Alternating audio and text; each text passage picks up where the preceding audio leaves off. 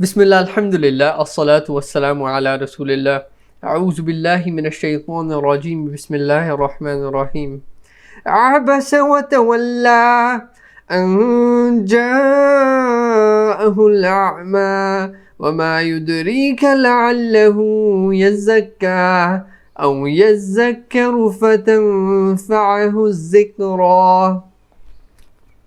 Assalamu alaikum wa rahmatullahi wa barakatuh. Today, inshallah, we're going to do the part 2 of the series, the Qur'an series, about answering doubts with regards to the Qur'an and answering the question, who authored the Qur'an, with different proofs, inshallah ta'ala.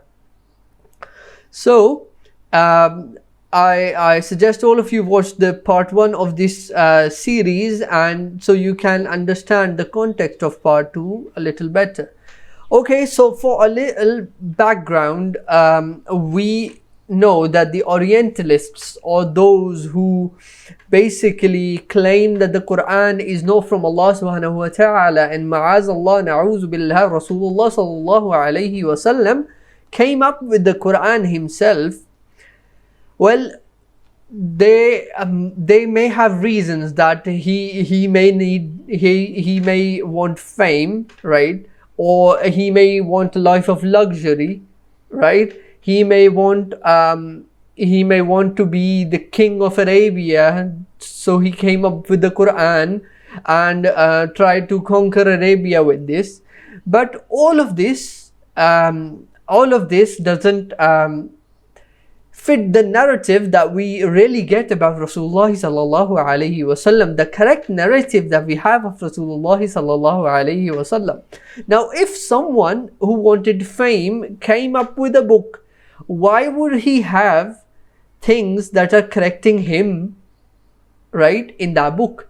For there are certain places in the Quran where Allah subhanahu wa ta'ala has made corrections or done tasih of Rasulullah sallallahu alayhi wasallam.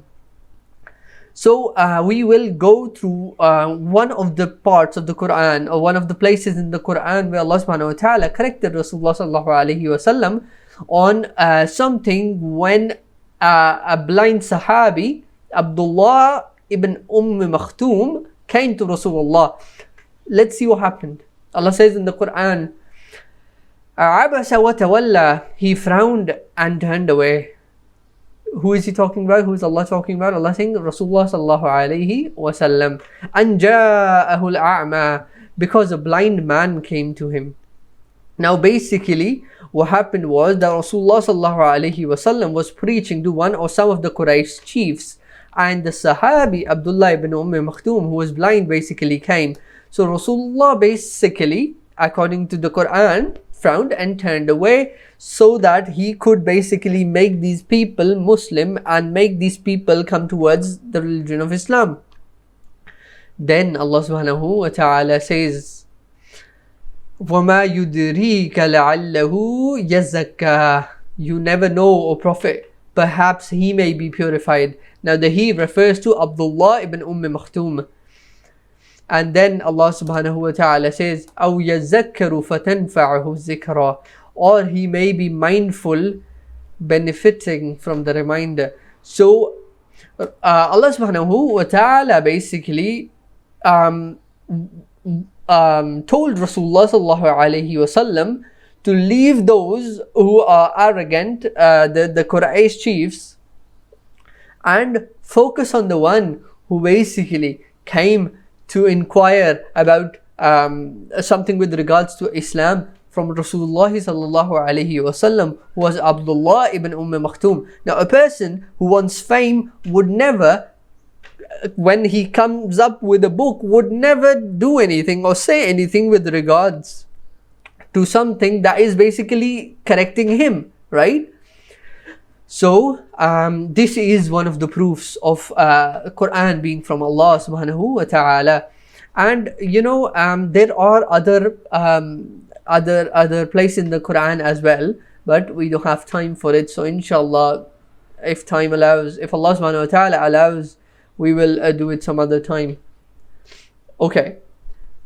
Okay, if we say Rasulullah sallallahu alaihi wasallam wanted fame or luxury or wealth, we know the hadith, and this hadith is so clear that Aisha radiallahu anha told her nephew Urwa bin Zubair that, oh my nephew, we used to see the crescent, when the crescent and then the crescent and then the crescent. In this way she saw 3 crescent in 2 months with no fire, which means fire for cooking. Like, there was no food in her house, right? There was no food in her house, and no food or no fire used to be made in the houses of Allah's Messenger sallallahu alaihi wasallam. And Urwa says that I said, oh my aunt, then what used to sustain you? She said 2 black things, dates and water. Of course, at night water would look black. So 2 black things, date and water. At-tamru wal-ma', right? Our neighbors from the Ansar had some manar, and they used to present Allah's Messenger some of their milk, and he used to make us drink. So, if he wanted luxury, if he wanted fame, even after having so many Sahaba who were ready to do anything for him, ready for every command of Rasulullah sallallahu alaihi wasallam, even after the conquests, or even after the great conquests of Khaybar or Fatah Makkah, right? He was still living a life of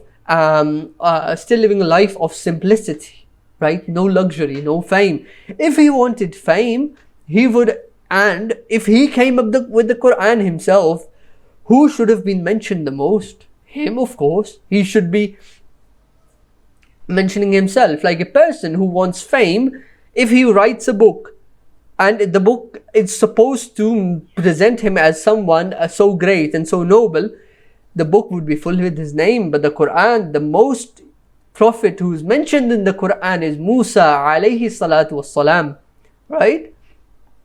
Okay, so let's go to the next proof. There are falsification texts in the Qur'an, and this text we will talk about in this video, and inshallah ta'ala, if we get the chance, we will do some other texts in the other video from the Qur'an.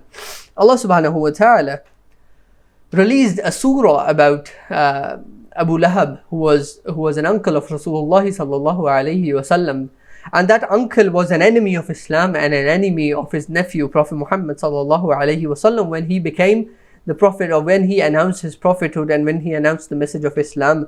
So Allah subhanahu wa ta'ala revealed about Abu Lahab, تَبَّتْ يَدَا أَبِي لَهَبٍ وَتَبَّ مَا أَغْنَى عَنْهُ مَالُهُ وَمَا كَسَبَ سَيَصْلَى نَارًا ذَاتَ لَهَبٍ وَامْرَأَتُهُ حَمَّالَةَ الْحَطَبِ فِي جِيدِهَا حَبْلٌ مِّن مَّسَدٍ.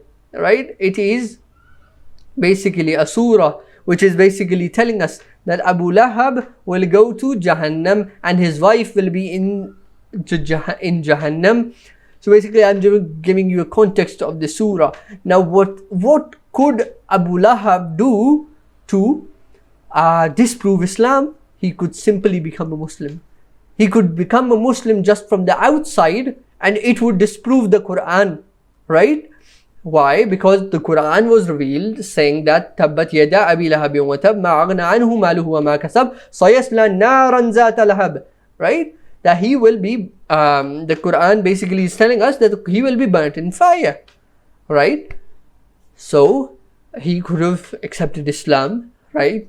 And would have said that the Qur'an says that I will be burning in fire, but now I'm Muslim, I won't burn in fire, and would disprove Islam. But till his death, he did not accept Islam. This shows us that the one who revealed the Qur'an knows the knowledge of the unseen, right? And is qadir ala kulli shay, has supreme authority over everything. And this is one of the falsification tests which stood the test of time. And there are other texts, inshallah, we will be seeing in the next videos. Jazakumullahu khaira. If you have any questions, feel free to ask. Wa akhiru da'wana and alhamdulillahi rabbil alameen.